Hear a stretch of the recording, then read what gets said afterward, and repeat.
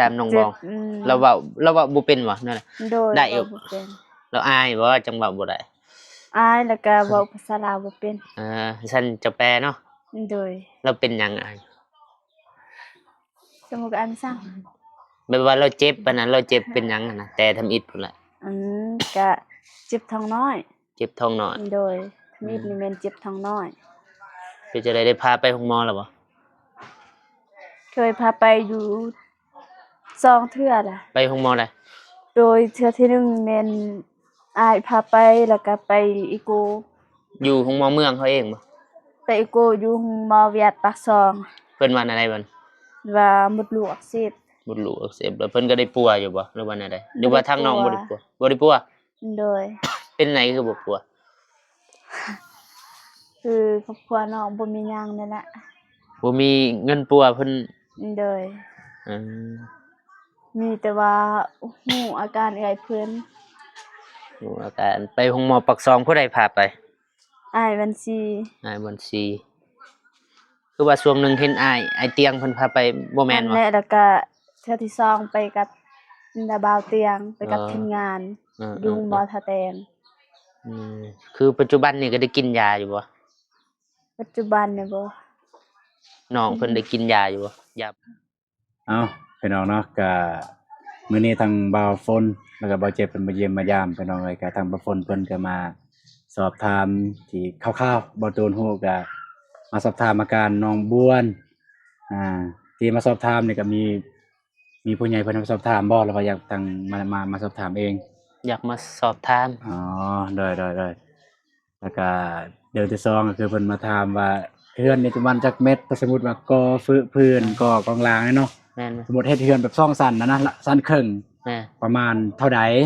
บ่ตูนก็ยังบ่ฮู้ว่าเท่าใดแต่ว่ายังสิสอบถามทางสร้างเพิ่นเติมว่าสร้างเพิ่นสิว่าจังใดพี่น้องเนาะโอเคสำหรับคลิปนี้บ่ตูนก็สิขอจบคลิปให้บ่าวฝนพี่น้องเนาะก็ก่อนอื่นบ่ต้องขอบใจผู้ใหญ่ใจบุญ FC ทุกท่านที่ติดตามรับชมคลิปของบ่าวฝนตั้งแต่ต้นคลิปจนจบคลิปจะได้ก็ขอให้ทุกท่านจงอยู่เย็นเป็นสุขสุขกายสุขใจสุขภาพแข็งแรงอายุมั่นคนยืนปรารถนาสิ่งใดขอได้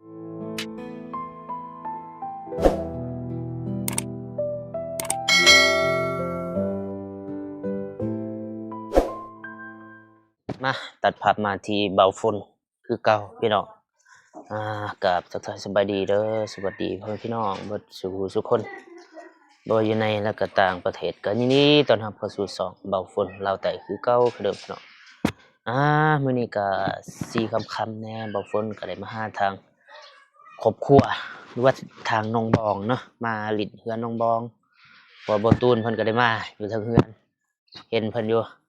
ไปหาอยู่เฮือนบ่เห็นเพิ่นว่าแม่เพิ่นว่าแล้วก็เพิ่นว่าอยู่สิแม่นอยู่เฮือนน้องบองบ่ฝนก็ได้โทรหาแล้วก็มาหาเพิ่นอยู่เฮือนนะพี่น้องทางหลังนี่จะเป็นเฮือนของน้องบองน้องบองพุ่นล่ะเอ้าเป็นจังได๋ก็บ่ฝนก็สิถ่ายรายละเอียดหรือว่าสิถามเล็กๆน้อยๆนี่แหละบ่ฝนก็สิถามเนาะเป็นจังได๋ก็ไปเบิ่งไปชมกันเนาะพี่น้องไปโธ่เฮือนน้องบองสะอาดสะอ้างจักแมทได้เฮือนน้องบอง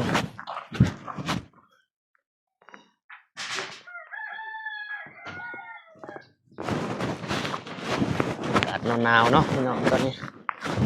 ลมหนาวมาแล้วปะโถบองน้องบองสบายดีเด้ออ้ายสักคนเด้อใส่น้องสาวไปใส่เข้าห้องน้ำบ่น้องสาวไปใส่เอื้อยบ่โดยโอ้มันจะน้องสาวเนาะเอื้อยอยู่เทิงเฮือนบ่มีหยังน้องมาลิ้นมาถามซื่อโดยนี่สิมาเบิ่งอันนี้แหละตู้ซักผ้าจะได้ซักอยู่บ่ซักเลยเด้ผ้าห่ม1พื้นแล้วก็เสื้อ1พื้นจะได้แห้งอยู่บ่แห้งใส่ดีใส่คักสุดแล้วบ่ตูนพาซื้อบ่คักบ่เอาตัวบ่คักก็มีแต่เพิ่นบ่เอาตัวคักน่ะตัวมันดีสบายดีเด้อน้องเด้อผู้นี้นั่นน้องบวนเคยเห็นอยู่บ่ฝนก็เคยเห็น หรือมานั่งนี่บ่เราเมื่อยไปจัก หนาวเด้ โอ้นั่งนี่ก็ได้ซั่น ngủ cái đu chồng ngủ cái lặng đắng đu tê บ่มีหยังดอกอายมาลิ้นมาอันนี้ rồi มาถามนี่แหละ คือเบื้องต้นนี่เบาฝนก็บ่ฮู้อันนี้รายละเอียดเพราะปานใดเราเป็นหยังบ่ตามน้องบอง เราเว้าบ่เป็นบ่นั่นแหละ rồi Đại vào yêu. một bên. เราอายบ่จังเว้าบ่ได้ ai là cả vàoภาษาลาวบ่เป็น ฉันจะแปลเนาะ rồi เราเป็นหยังอาย cho một cái ăn sao แบบว่าเราเจ็บปานนั้นเราเจ็บเป็นหยังอะนะแต่ทำอิฐพุ่นแหละ cả chụp thằng nói เจ็บท้องน้อย rồi thằng ít mình chụp thằng nói คือจะได้พาไปโรงหมอแล้วบ่ เคยพาไปอยู่สองเทื่อล่ะ ไปโรงหมอได้ โดยเทื่อที่หนึ่งแม่นอายพาไปแล้วก็ไปอีโก อยู่โรงหมอเมืองเขาเองบ่ ไปอีโกอยู่หมอเวียดปากซอง เพิ่นว่าอะไรบัด ว่าหมดลูกอักเสบ บ่รู้อักเสบแล้วเพิ่นก็ได้ปัวอยู่บ่หรือว่าแนวใดหรือว่าทางน้องบ่ได้ปัวบ่ได้ปัว โดย เป็นไหนคือบ่ปัว คือครอบครัวน้องบ่มีหยังนั่นแหละ บ่มีเงินปัวเพิ่น โดย อืม มีแต่ว่าหูอาการเอื้อยเพิ่น รู้อาการไปโรงหมอปักซองผู้ใดพาไป อ้ายวันซี นายบัญชีคือว่าช่วงหนึงเห็นอ้ายเตียงเพิ่นพาไปบ่แม่น อั บ่ แหละแล้วก็เทื่อที่สองไปกับนาบาวเตียงไปกับทีมงาน เออ อยู่หมอทะแตง อืมคือปัจจุบันนี่ก็ได้กินยาอยู่บ่ ปัจจุบันเนี่ยบ่ น้องเพิ่นได้กินยาอยู่บ่ยา บ่ ปัว ได้ อัน กิ นี้ น นะ ยา บ่ได้กินบ่ โดย อืมน้องหยังล่ะน้องบวนบ่ โดย อ้ายเป็นอะไรอาการจะยังเจ็บบ่เจ็บแห้งบ่ อ่านก็ไอ้กึกยัง ยังเจ็บแห้ง โดย อืมถือว่าบ่เศร้าเนาะบ่ใครแน่จักดิบ่ โดย แต่นั้นมา บ่แค่แน่เพราะว่าเราบ่ได้กินหยังเด้อ อืมยาก็บ่ได้กินเนาะ โดย ก็อยากมาถามเห็นน้องเพิ่นบ่สบายก็เลยอยากมาถามนะ โดย คือสั่นบ่แม่นบ่หนาวบ่ อืม หนาวอายบ่บ่เคยเข้ากล่องบ่ บ่แม่นหนาวเพิ่นอาย อายบ่ โดย แม่นแล้วครั้งแรกเนาะบ่าวฝนมาถ่าย คนอื่นก็เคยมาถ่ายอยู่บ่ น้อง ไอ้ตูนเคยมาถ่าย ไอ้ตูน กับนาบาวเตียง เออๆเพิ่นก็อายคือเก่าหั่นแหละเนาะ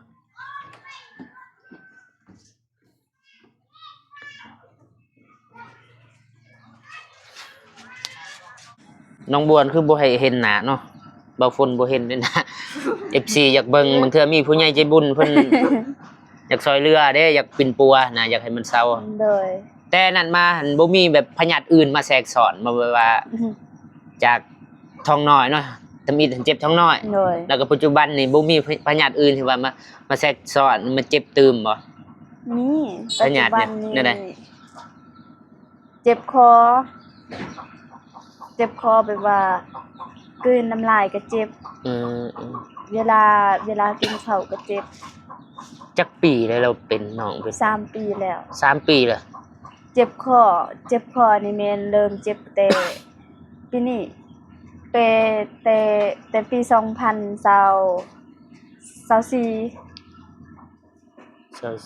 ปีกายนี่ ใต้ต้นเนาะแบบ สบายดีเลยสิ สบายดีว่าเจ็บ vào tụi đi บ่ตูนบ่ปูนเข้าห้องน้ำ cái cạ mai cho đi tao มาจะใช้บ่เจ็บ mặt thì biết rồi สิมาลิดนี่บ่ bọn mình mà lên มาเลยสดอีกบ่มาเลยสดอีก có cái học của tụi โอ้ ไปหับไปตู้ไปใส่ มาหา มันไปอาบไปอาบ học ไปอาบจะได้มา2 คนอยู่ ha ทางนั้นก็นึกครับมาต่อนี่โดยเฉพาะนึกมาถามอาการน้องซื่อพอเห็น nhịp tao lót nè vậy nè nhịp á ขนาดบ่สบายยังยิ้มคันดีนี่จักสิซำใดเนาะ แต่ก่อนนี่ใหญ่เด้ แต่ก่อนเอื้อยนี่ ใหญ่กว่าน้องบ้อง ตุ้ยกว่าน้อง แม่นบ่ แม่น เฉพาะว่าโตหน่อยนะบางคนคิดว่าน้องบองเป็นเอื้อยผู้นี้เป็นน้อง อืม แบบน้องบ้องเฒ่าแล้วเฮ็ดเวียกหนัก อันนี้บ่สบายก็เลยบ่ได้เฮ็ดเวียก แต่ว่าน้องนี่ตุ้ยอยู่แต่ว่าบ่ตุ้ยปานใดเอื้อยนี่ตุ้ยถ้าว่า อืม บ่มีอันนั้นพยาธิ ถือว่ายาก็บ่ได้กินเนาะน้องเพิ่น โดย ยาเฮาก็จนเฮาเอาคืนแหละบ่กล้ากินเพิ่นว่าหนักกว่าเก่าบ่ โดย โอ้หากก็เคยกินยาหักหนัก จะว่าคน หนักขึ้ อื่ น นนี่เขาเศร้าว่านี่บ่เศร้าจักปีเลยอายุ อายุ25 24 55ปี บ่ตูนใส่ ห้องน้ำ ห้องน้ำให้เขายังดน แม่บ่หั่น บ่แม่น สบายดีเด้อ เอื้อย เอ้ยคิงๆว่ะลูกปลาลูกลุงอืมกินข้าวกินน้ำแล้วบ่เพิ่นพวกน้อง บางคนจะมา เขาแรงบ่ แม่น กำลังนึ่ง อ๋ เขา อกำลังหนึงบางคนก็กำลังมาแต่ตลาดไปซื้อของกินนี่ครับก็ฝากซื้ออยู่หั่น ซื้อผักซื้อหญ้า แต่อยู่มาให้ เอ้าน้องสมกบบ่เห็นหน้าเด้บางเทื่อมีผู้ใหญ่ใจบุญเพิ่นสนใจอะนะอยากปินปัวน้องหั้นนะ ใช้ลอย แม่นบางเทื่อเคสนี้ทางเฮาบ่เซาหักเพิ่นปัวได้อะนะเซาอะก็ว่าได้บ่เพิ่นก็บ่แม่นว่า ตามบ่เพิ่นคิดอะนะ โอ้เฮ็ดแบบนี้บ่ มีหยังอีกทางนั้นอ่ามีแต่ว่าบ่เพิ่นก็ขอภาวนาซะให้เศร้าให้น้องเศร้าอะนะเศร้าเจ็บ โดย เศร้าเจ็บเศร้าทรมาน โดยขอบใจหลายๆเด้อ ทรมานมา3-4 ปีเลยบ่แม่นน้อยๆเด้บ่แม่นมื้อหนึ่งสองมื้อ มือหนึงก็บ่อยากทรมาน อันนั้นยังว่าอันนี้เป็นปีพุ่นแบบใช้ชีวิตแบบในระยะหันเจ็บปวดแล้วนะ3-4 ปีนี่จั ต้ ก อง สิ บอ ว่า กดังลายเมื่อยเลยใครก็มาถ่ายใครก็มาถ่าย เอาขอบใจเด้อน้องบวนขึ้นไปพักผ่อนมันอายบ่ได้มีหยังมาให้ บ่มีหยัง มา มา ทาน ยามซื้อก็ได้ เอาอวด ให้แล้วต้นมียังให้แล้ว มาทายนี่บางทีมีผู้ใหญ่ใจบุญเพิ่นเห็นอยากซอยเรือน้องก็เป็นไปได้เนาะ ลองเอาพอด บ่ได้ซอยเป็นเงินเป็นคำเนาะบางเทื่อมีเพิ่นมียาดี โดย ยาดีเฮ็ดให้น้องเศร้าบางเทื่อกินแล้วก็เศร้าก็ดีอะนะ โดย กว่ามีค่ากว่าเงินอีก คือน้องนี่แหละเงินก็ปัวบ่ได้เด้เอาไปนี่ไปนั่นก็บ่เศร้า โดย ยาบ่บ่ฝนนี่บ่มี บางทีมีผู้แบบด็อกเตอร์เพิ่นเห็นอยู่ในคลิปนี่สิมา เอายามาให้น้องก็เป็นไปได้เด้อืมถือว่าใน3 ปีนี่บ่ได้เฮ็ดเวียกเลยเนาะเนาะ บ่ได้เฮ็ดเวียกมีแต่ว่าอยู่เฮือนนี่แหละ โอเคน้องขอบใจเด้อน้องบวนได้ยิน ขอบใจเออ เงินนกจะเกิดอะค่ะ คิดและคิดนั่นเด้ คิดแบบทรมานเนาะแต่ไอ้ตนเนาะจักสิซอยแหละเจ็บไข้นี่เฮาก็บ่แม่นแพทย์คือกัน โดย เป็นอยู่ซอยพาไปโรงหมอเบิดสำนันแล้วพาไปซื่อแต่ปัวนี่ยอม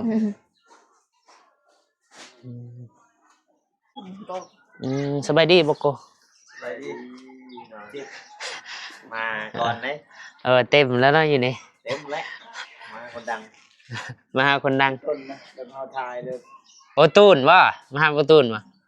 ใช่เลยว่ะต้นน้ำยังต้นลองน้ำเลยมาแต่งแต่ได้เสาบ่ายโมง1 โมง โอ้ต่อบ่ตอน เอาใหม่ ไปในเบาโฟนเบิดมือไปถ่ายคลิปแล้วก็มาใช่เนาะ ลืมไหม แล้วก็มาแต่ซื้อเนาอยู่เนากิน แต่งวะ เนากินเนายากให้ทางครอบครัวเบาโฟนแล้วก็ตอนเช้าก็ไปซอยเบาโฟนนิดนึงซอยไปเบิ่งเบาโฟนเฮ็ดเฮานี่บ่ได้เฮ็ด โอ โอ้ย เนี่ย บ่มีหยัง อยู่กาแฟ บ่เฮานี่บ่ได้เฮ็ดหยังบ่ได้ไปเบิ่งแต่ก็ตอนแรกก็ไปตลาด มันหนาวแต่ว่ามันมีหนาวพี่น้องไว้ทาง มันไปกวนเบาตูนเข้าห้องน้ำอีกว่าเนี่ย ไปเคาะประตูปัก อย่าได้น้องบอกอย่าเฮ็ดจังซั่น เย็น ๆทื่อแล้วก็ก็มี อ๋อ หนาวดีเนาะจับ สิได้บ่เจ็บมาอันนี้บ่มาเยี่ยมยามทางน้องบองบ่ ครับ หรือว่ามา เบาตูน โอ้มาหาเบาตูน แต่ว่าก็สิถ่ายคลิปเลยก็เทินได้มาแหละ เออ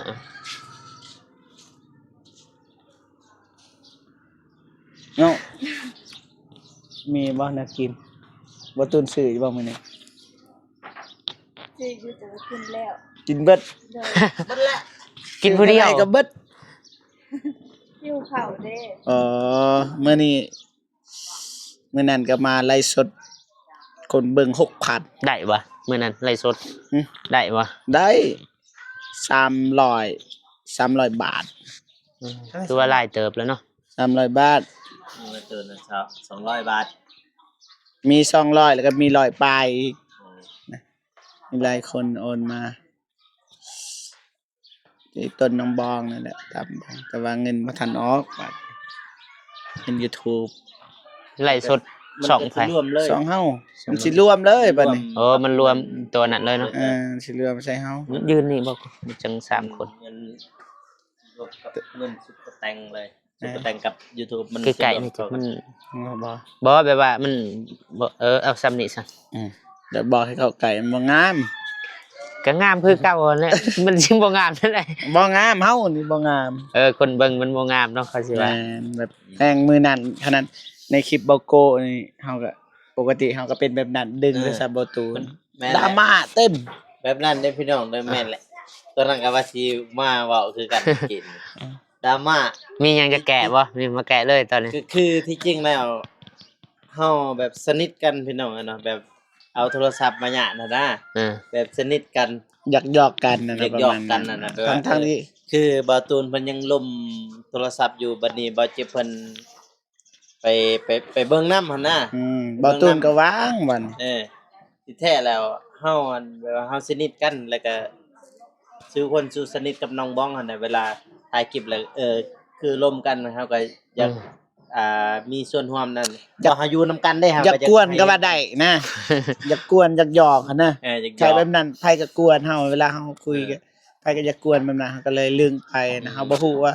ทางนี้ก็ถ่ายคลิปให้พ่อแม่พี่น้องคิดว่าพ่อแม่พี่น้องก็น่าสิเข้าใจดีนะเรื่องนี้ บ่แม่นว่าที่ บ่อยากอธิบายหลายนะเพราะว่าคือเห็นเนี่ยน้องบองกับเบาตูนก็จนเฮ็ดเฮียนเฮ็ดซานน่ะนะจนสิเอากันจังซี่ ก็บ่ได้คิดหยังดอกเนาะเพิ่นก็บ่ได้คิดหยังเพราะว่ามันก็หยอกล้อกันนั่นแหละพี่น้องเอ้ย ไปเตะบ้าน หยอกล้อกันก็เลยบ่าวตูนเพิ่นโทรหาน้องบ้องบัดนี้ทางบ่าวเจ็บเพิ่น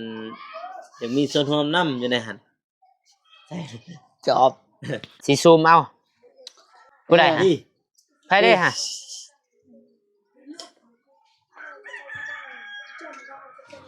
โอ้พระเอกมาแล้วบัดนี้ สบายบ่ สบายดีเด้อประตูน สบายดีสบายดี อ่า สบายดี โอ้นี่เปลี่ยนสไตล์เนาะหมวกเบาเจ็บนี่เปลี่ยนสไตล์ บ่ คือกันเลยหมวกสอง คือกันกับเบาฝนซื้อน้ำกัน บ่ เบิด แม่น ความหมายว่าตอนนั้นหมวกแบบฮิปฮอปเย่ๆนะ เนาะๆๆ อันนี้ เศร้าละเศร้าใส่แล้ววะ บ่แบ่งกันอะไรลูกได้ดี เพราะว่ามีเขามาหารายได้อยู่บ้านนี้ แล้วก็ตอนแรงบางทีสิพาน้องบ้องไปเบาตูน แม่ มื้นแต่ว่าตอนแรงเต็มนะเครื่องเต็มนะชาวบ้านเฮาคันไปช้อปปิ้งตอนนี้ทันบ่มีใครเปิดเพลงคัน นี่ระดับเสียเจ็บไปแล้ว โอ้จะว่าจังซั่น อ้า สิล ว มสิตายเลย โอเคสัน โอเคเลย โอเคนะ โอเคเลยตู้มีสำหรับยังเจอโอเค บ่สิถามประตูนหน่อยนึงสิว่าน้อยก็บ่น้อยเลยลายหน่อยนึง เอาโอเคแล้วเขาคัดแล้ว บ่ คัดแล้วนี่คัดแล้ว โอเคโอเคสบายดีครั้งเด้อ เด้อ เลย จะได้ตู้ซักผ้าได้ลองอยู่บ่ ลองแล้ว คักบ่ โอ้สุดยอด แห้ง แฮง พาไปเบิ่งได้บ่ ได้ไป ไปน้องบอง น้องบอลไปทันได้พาเบิ่งบ่ เบิ่งอยู่หักมันแบบบ่อันนี้ปานใดบ่คักปานใดเพิ่นจะ อยากฮู้ตัวใดถามได้ เป็นไงบ่ตัวนี้ถือว่าบ่ตูนแล่นเบิดบ่นี่ แม่นแล่นเบิดเลยนะ แล่นกับไผ ฮะ ผู้เดียวบ่ ตอนแรกนี่แล่นกับบ่เจ็บบ่เจ็บ อ๋อ ตัวนี้ กับบ่เจ็บ แม่ เนาะ นพอดีมาปรับเปลี่ยนเนี่ยทำเฮ็ดว่าจะใส่ท่อก็บ่เจ็บเว้าแต่ว่าบ่มันรู้สึกว่ามันยากเพราะว่าเขาสิใส่ไปใส่มานะก็เลยว่าเอาท่อนี่มามัดใส่เลยสบายบัดนี้ มันจังบ่หักบ่หยีเนาะ แม่นคันอยากเบิ่งกันนะ ใช่เปิดน้ำปลาโชกจะมาแหงปั้นเบิ่งปั้นมึงตัวใด น้องบอลปั่นเลยลองจะได้ปั่น เบิ่งสิได้บ่แม่นและตัวนั้นปั้น ระบายนะปิดก่อน โอ้ลืมปิด อันนี้ปิดตัวระบายน้ำเนี่ยเขาต้องปิด เราต้องปิดแล้วก่อน อันนี้ ไอ้ว่าจะได้เลยคือบ่มีไฟสิ ไฟว่าท่านได้เปิดไฟ โอ้ ตายแล้ว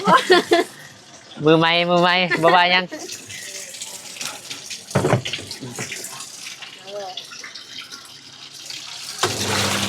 บ้านแห้งได้ คือว่าน้องก็ได้ลองแล้วเนาะได้ปั้น เรียบร้อยแล้ว พอแล้วปิดเปลืองไฟจะได้เปลืองน้ำปิดน้องบองปักเสียบนี่ก็สูงอยู่เนาะเด็กน้อยคือสิบ่ถึง แมนเฮ็ดเพื่อนี่แหละเพื่อเด็กน้อยยัน อืม เด็กน้อยสิลินแต่ว่าตอนบ่ได้ใส่ให้น้องบองปลดตัวอยู่เทิงเลย คันว่าเฮาบ่อยู่เฮือน ปลด อยู่ศาล เทิง เนาะ เลย ตอนทำบ่อยู่เฮือนนะเอาก็ปลดอยู่เทิงมาเลยปลดอยู่ห้องมันเลย เห็นบ่ ทำอิฐก็อยู่ในเนาะบ่ตุนเนาะอยู่ในห้องน้ำ อยู่ในแต่ว่ามันแคบแล้วก็พื้นที่เปียกมันบ่เหมาะสมคิดว่าดอกก็ FC คอมเมนต์หลายๆว่าบ่ให้ใส่อยู่ในมันมีความเสี่ยงสูง แต่ว่าก็มีบางคอมเมนต์ก็บ่ต้องปะอยู่นอกเพิ่นว่าย่าน ยันคนรัก ย่านมัน แต่ว่า ก็ นาน มีผลดีผลเสียอยู่หั่นแหละ นะ เออ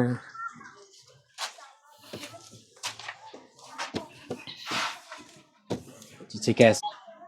ทรงนี่ก็จักจะได้มือแล้วบ่ได้ซัก แล้วบ่จัก ออกบ่ โอ้ มันสูเส้นนี่ออก ออก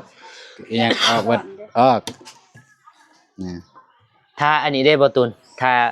เทพื้นแล้วก็ก่ออันนี้เด้ประมาณคิดว่าเบิดลายซำใด สิก่อตัวสิก่อได้บ่ แม่นก่อแบบพื้นหั่นน่ะแบบเพื่อนแบบซองสันเลยซะ โอ้ตัวนี้เนี่ยบ่ตูนเคยมาเบิ่งแล้วมาเบิ่งว่า เออ ตามบ่ตูนคิดนะคันก่อเบิดเลยนะดินบล็อกน่ะบ่เกินประมาณ10,000มาก่อนพัน พันก่อน แม่นพันก่อนมาก่อน เออ แต่ว่าคันประเมินมูลค่านี่ยังบ่ฮู้ว่าเท่าใดอันนี้ต้องได้ถามสร้างเบิ่งก่อนสร้างผู้ที่เคยเฮ็ดสมมุติว่าซื้อบล็อกซื้อปูนซื้อแฮซื้อทรายซื้อเหล็กสมมุติว่าใส่เหล็กเนาะเทพื้นเนาะสมมุติว่ามันต้องเท่าใดแล้วก็ซื้อบ้านประตูมันต้องมีบ้านประตูแต่ว่า บ้านประตูวงกบประตู จนมันแล้วแล้วเนาะ จนมันแล้วบ่ฮู้ว่ามันเท่าใดต้องได้ถามสร้างเติม แม่น เท่านี้ เพราะว่าสร้างเพิ่นก็มีประสบการณ์เคยเฮ็ดแบบว่าตัวผู้ไล่นี่นั่นน่ะ แม่นถ้าได้เฮ็ดนะ พันก่อนเท่าไรดินบอกประมาณก่อน ก่อน 5,000 5,000 กันเอาอยู่บ้านกาแฟเนี่ย ก่อน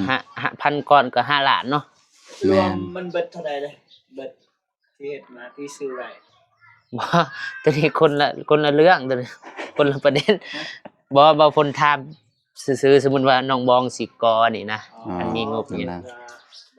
สมมุติคง นั่นแหละ มันก็แล้ว ยังบ่ฮู้คือกันว่า อนาคตนะว่าถามเพื่อ ยังบ่ฮู้คือกันว่าเท่าใดต้องได้ถาม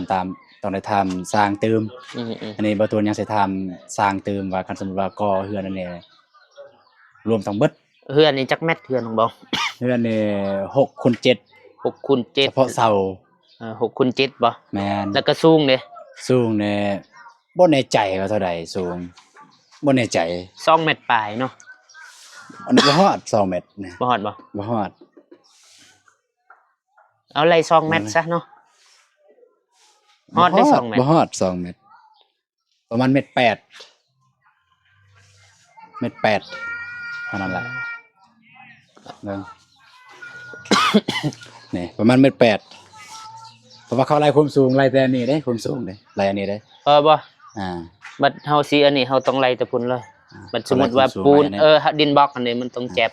เดนบล็อกก็ แม่น มานี้อยู่ในใส่เดนบล็อก แม่น ในสมมุติว่าเฮ็ดก่อนะเฮ็ดใน คือความฝันจะเฮ็ดอีกบ่ นะ มีความฝันจะเฮ็ดอีกบ่ บางเทื่อว่าดอกบางเทื่อว่าน้องเพิ่นอยากเฮ็ดซั่นดอก บ่ฮู้อนาคตเนาะ แล้วก็แม่นแล้วก็บางคนอยากถามว่าก็สมมุติว่าเฮ็ดเนี่ยแม่นเท่าใดสินะก็ประมาณนั้น มันก็บ่ได้แพง ก็บ่ฮู้แหล้ว อืม แต่ว่าคันเฮ็ดก็ก่อในงามมันจะงามเป็นก่อในเนาะ บ่เห็นนี่บ่ แม่นเสาอยู่นอกเลย เสานอกก่อน เสาอ ใน ยู่นอกเลยก่อในปั๊บ มันจังบ่เห็นเสาเนาะ แม่นจึงบ่เห็นเสา แม่นนั่นมันก็งาม ก่อนอกเลย แล้วก็ทางนอกเขาก็ใส่ปูน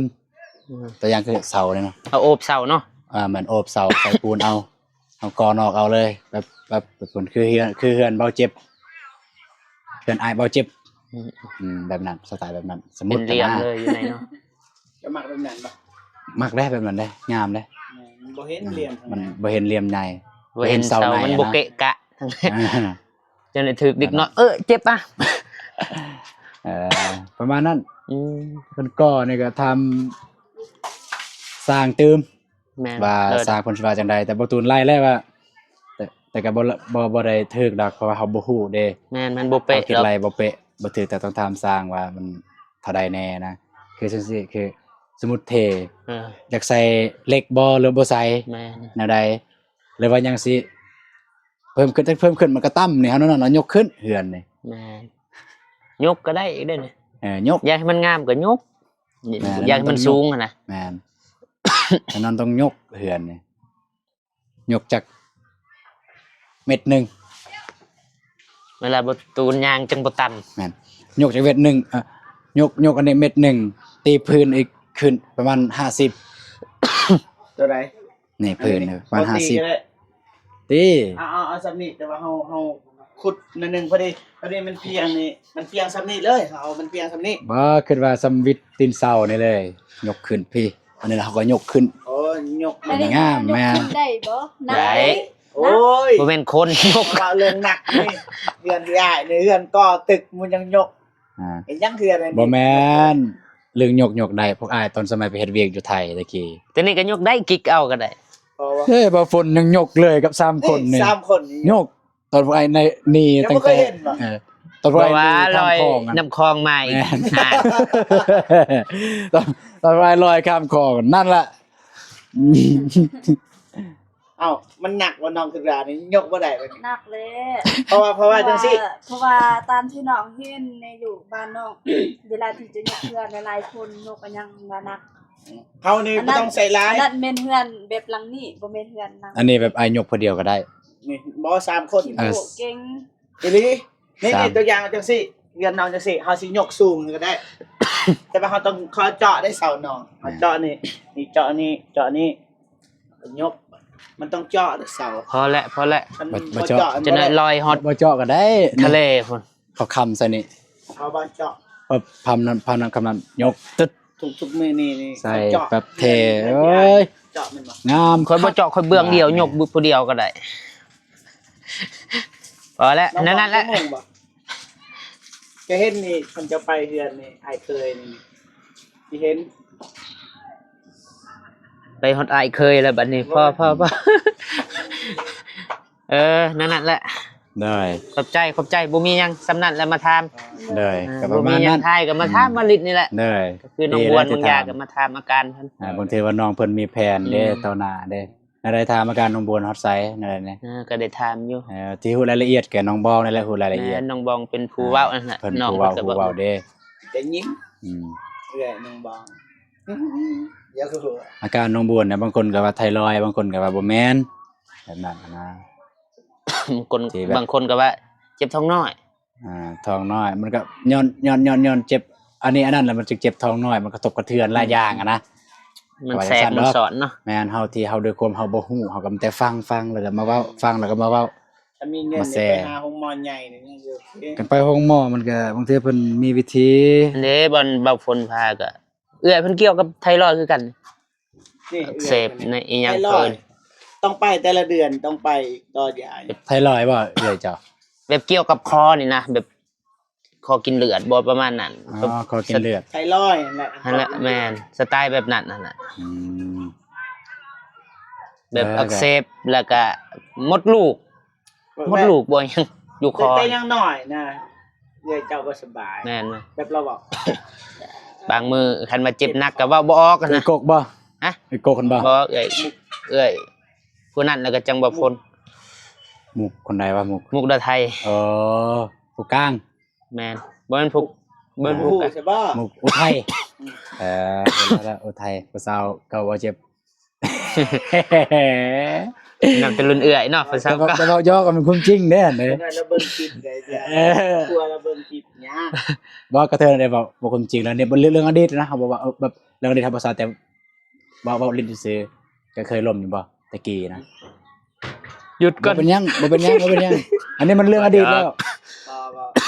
เคยลง แบบเคยลมเคยยอกใช่ป่ะอ๋อ กันนึง เคยคบกัน แม่ กับเอื้อยบ่าวฝน แม่นแต่ว่าบ่ฮู้ได้บ่ฝนนี่ยังไง โอ้บ่ฮู้บ่าวฝน จอน บ่เฮาบ่ฮู้ แต่ว่าบ่าวฝนเนี่ย บ่าวฝน คือสิฮู้อยู่ หูบ่ แต่ เจ็บ เฮาบ่เคยเห็นได้บ่ฝนเฮาเห็นแบบช่วงเลิกกันเฮาจึงเห็น เห็นเฮาอยู่ใส่ก็ใส่เอื้อยเจ้าอยู่ใส่ จื้อบ่ค่อยจื้อ โอ้อ่า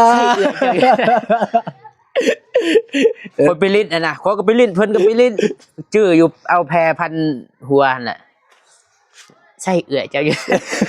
เราถามว่า แม่นค่อย ใช่ จื้อ เอื้อยจะใช่ แม่นประมาณนั้น เขาไล่เด้เฮาคบกันในสมัย เออ แต่บ่ฮู้ว่าเลิกกันยังไง นะมันบ่แม่นบ่ถูกเด้ อ๋อย้อนเฮา บ่แม่นโชคชะตาเด้ เฮานี่เข้าใจผิด วาสนาบ่ถึง เฮา วัฒนา หน่อย เทื่อก็ เข้าใจผิดว่าแนวใดก็ คิดว่าเราอยู่ผู้บ่าว โอ้ก็เลยเลิกกัน บ่วนเลย บ่วนเลยที่แท้เนี่ยบ่มีผู้บ่าว บ่มี โอ้แสดงว่าเจ้าผิดสั่นอ่า บ่ฮู้ บัดฮู้สึกผิดนี่เพิ่นมีผู้บ่าวใหม่แล้ว ผู้บ่าว